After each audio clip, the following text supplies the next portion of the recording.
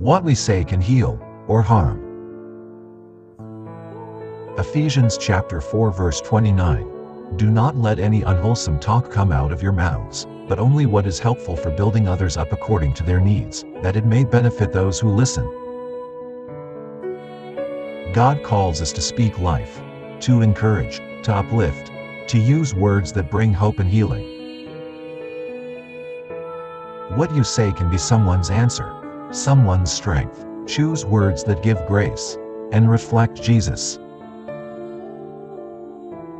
You're not just talking, you're shaping hearts. Speak with love, build someone up. If this encouraged you, share it with someone, and follow for more reminders to speak life and truth from God's Word.